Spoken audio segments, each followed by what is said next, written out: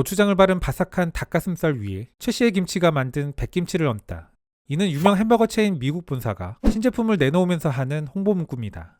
이 제품의 또 다른 중점 홍보 포인트는 한국 스타일의 프라이드 치킨. 얼마 전에 소개드린 바 있는 포브스 기사에서도 등장하지만 최근 크게 주목받고 있는 게 고추장입니다. 서구의 식품 대기업이 고추장을 전면에 내세워 마케팅을 벌이는 모습. 이런 흐름들이 조금은 생경하게 다가오기도 하는데요. 작년 한 해는 우리의 대중문화에서부터 식문화, 그리고 방역에 이르기까지 많은 분야에서 우리가 주목받은 해이기도 했습니다. 그런데 이러한 모습들이 단기적 이슈나 대형 아티스트로 인한 반짝 현상일까? 세계적인 브랜드 전략가인 마틴 롤. 그는 이미 2018년에 한류 현상을 정밀하게 분석하면서 한국의 브랜드 가치는 지난 20년간 지속적으로 눈에 띄게 성장해왔으며 앞으로도 가장 주목할 국가로 우리를 꼽기도 했습니다.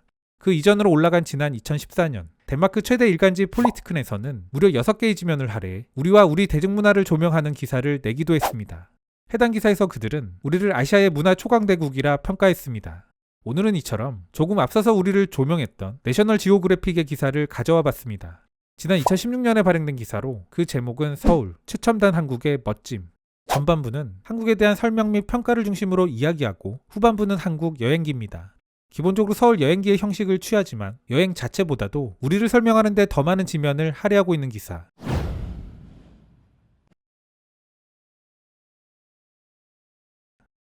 당신은 한류에 대해 잘 알고 있는가? 한국 드라마 태양의 후예를 보기 위해 채널을 마치고 있는 10억 명 이상의 사람들 중 하나인가? 아니면 아마도 약간은 건강에 좋지 않을 수도 있는 과도한 관심을 갖고 K-팝 메가스타들의 삶을 추적하고 있지는 않은가? 혹시 르보른 제임스가 실제로 한국의 기아차를 운전하고 있다는 것을 알고 있지는 않은가? 8만여 명의 사람들이 서울의 야외에서 함께 노래하고 춤을 추는 모습. 당신은 이를 보면서 떨리는 감성을 느낀 경험을 하지는 않았는가? 이런 물음들의 감정적 동요가 일어나면서 여름비처럼 큰 행복이 당신을 씻어내는 것을 느끼진 않는가? 만일 이러한 여러 질문들에 단 하나라도 긍정하는 게 없었다면 당신은 시대에 뒤떨어진 것이다. 아이폰, 왕자의 게임, 테일러 스위프트에 대한 당신의 애착은 세상을 좁게 보는 것이며 어쩌면 편협한 것일지 모른다. 세상은 움직였다. 그렇지만 너무 걱정할 필요는 없다.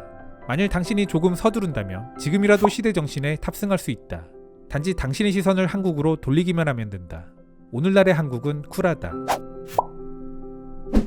인천국제공항에 도착한 날 나는 한국의 여기저기를 다니고 식도락을 즐기는데 바빴다.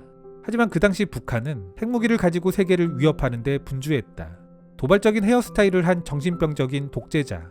나는 그가 중무장을 한 채 볼티모어에 있고 그가 우리 수도를 끝장내겠다고 공공연하게 위협한다면 어떨지를 상상해봤다. 대혼란이 있을 것이라고 나는 확신한다. 그렇지만 서울에서는 아무도 그렇지 않았다. 한국의 대기업에서 홍보 업무를 하는 내 한국인 친구. 파스타를 먹으면서 북한에 대해 생각하지는 않습니다. 북한은 그저 또 다른 외국일 뿐이며 그래서 이를 무시하고 삶을 계속해 나갑니다. 그녀에게는 단지 좀 부족하게 탄수화물을 채운 게 아쉬울 뿐이었다. 나는 한국의 남쪽에 위치한 서울의 대표적인 번화가인 강남에 있는 커피숍에서 그녀를 만났다. 그곳은 고층 빌딩들로 가득 차 있으며 현대적인 레스토랑과 패셔니스타로 넘쳐나는 곳이다. 서로에 많은 사람들이 살고 일하며 노는 곳이기도 하다. 그녀는 가져온 커피잔을 내려놓으며 말한다. 한국의 에너지에는 중독성이 있는 것도 같습니다. 한국인들에게는 계속해서 변화가 필요합니다. 일부 당황스러운 좌절을 겪기도 했지만 삼성으로 상징되는 기술계의 거물로 발전한 한국. 그들은 수십 개 국가를 단기간에 뛰어넘어 세계 6위의 수출국이 됐다.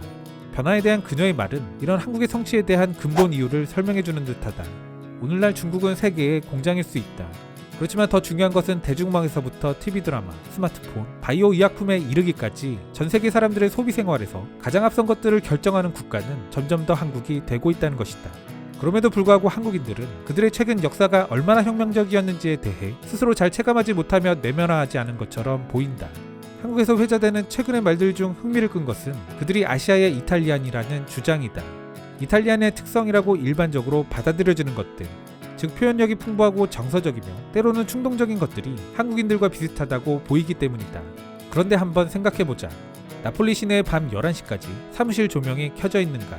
밀라노의 소년 소녀들이 주말을 학원에서 보내는가? 이탈리아 TV쇼에 열광하는 사람들이 이탈리아 외부에 있는가? 어느 나라에나 적용할 수 있는 일반화된 일부의 특성으로 이 두 나라를 닮았다고 이야기하는 것은 난센스다. 한국의 서울을 처음 방문하는 사람들에게 한국은 약간 위압적인 느낌일 수 있다. 2,500만 명에 달하는 압도적으로 큰 것이 서울. 그리고 그들의 절대 다수가 카페인을 섭취하고 자신에게 주어진 하루를 스스로 완전히 장악하기 위해 애를 쓴다. 역동적이면서도 세련되었으며 빠르게 일상에 지나가는 서울. 이런 모습들은 외국의 전형적인 도시인들조차 자신이 시골 사람처럼 느끼게 만들어버릴 수 있다. 그렇다면 이 도시의 탐험을 시작하기에 가장 좋은 곳은 어디일까? 도시의 중심은 N서울타워가 있는 859피트 높이의 남산이다. 남산을 오르는 도로는 이 빌딩 숲이 가득한 원더랜드에서 목가적인 느낌을 가질 수 있는 몇 안 되는 장소다. 나는 남산을 오르며 서울의 남쪽 경계를 표시했던 조선 초기에 지어진 오래된 성벽의 잔해를 우연히 발견했다. 이 첨단을 달리는 도시가 하루아침에 생겨난 것이 아니라는 증거물들이다. 이곳에는 정상으로 가는 케이블카가 있었지만 나는 매혹적인 돌계단을 따라 가기로 결정했다. N서울타워 전망대에 올랐을 때 눈앞에 펼쳐지는 그 광경의 광대함은 어마어마하다. 1821피트까지 솟아있는 롯데타워부터 수백 개의 아파트 블록까지 험준한 풍경의 구석구석을 채우며 눈이 볼 수 있는 곳까지 서울을 눈안에 담을 수 있다. 남산을 내려온 이후 향한 곳은 창덕궁. 이곳은 한국 최후의 황제가 머물던 곳이다. 경내를 돌아다니고 비밀의 정원을 방문하고 나면 당신이라는 존재의 무의미함에 대해 느낄 수도 있을 것이다.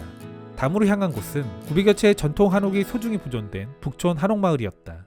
경쾌하게 각진 지붕과 묵직한 나무문, 장식용 벽돌을 담장에 품고 있는 이 건물들은 옛날 옛적의 작은 마을에 불과했음을 기억하자. 서울을 한참 탐색하던 중 나는 문득 배가 고파졌다. 서울을 처음 방문하는 사람들은 어디에서 무엇을 먹어야 할지 걱정할 수도 있겠다. 그렇지만 이 역시 걱정할 필요 없다. 한국이 잘하는 것이 바로 길거리 음식이기 때문이다. 도시 전체에 수십 개의 시장들이 폭넓게 퍼져 있다. 서울에는 엄청나게 큰 규모의 시장들도 있다. 동대문은 먹거리보다는 패션으로 더 유명하다. 남대문은 말 그대로 모든 것으로 유명한 곳. 한국에서는 남대문에서 찾을 수 없다면 지구상 어디에도 없다는 말이 있을 정도다. 매콤한 떡볶이와 미국 버전보다 훨씬 맛있는 한국식 프라이드 치킨은 어디에나 있지만 나를 한번 믿고 번데기와 똥빵에 눈을 뜨길 권한다. 거의 모든 한국인들은 음식에 대한 열정을 품고 있는 것 같다. 당신은 한국의 먹거리를 현지에서 직접 경험해 본다면 내가 그렇게 생각하게 된 이유를 곧 알게 될 것이다. 맛은 물론 창의성도 놀랍다. 한국 요리에 심심한 것이라고는 없다. 불닭발에서부터 쓴맛의 민들레 무침, 달콤한 팬케이크인 호떡에 이르기까지 모든 음식들은 마치 맛의 카니발을 여는 듯하다. 나는 한국의 전통적인 음식인 갈비를 좋아하는데 식당 테이블에서 이 양념에 절인 고기를 굽는 동시에 먹을 수 있다. 여기에 한국의 보편적인 주류인 소주든 기가 막힌 조합이다. 한국의 수도는 당신이 알고 있던 선입견을 깨는 사실들로 가득 차 있다. 서울은 눈에 띄지 않게 살금살금 세계의 중심 중 하나가 되었다.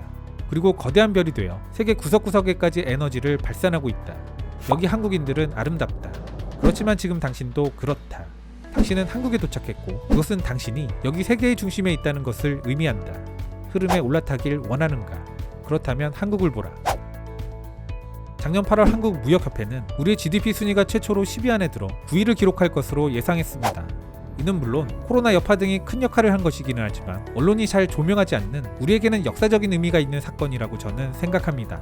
우리의 구매력 평가 기준 1인당 GDP의 경우 지난 2017년 처음으로 일본을 제쳤습니다.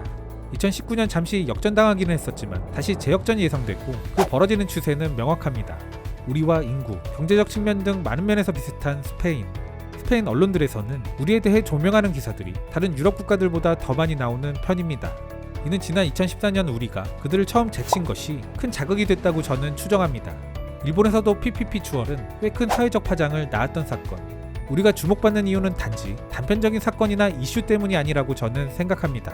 비록 코로나의 어려운 터널을 지나고 있는 우리지만 우리 스스로 좀 더 자신감을 가질 필요가 있지는 않을까.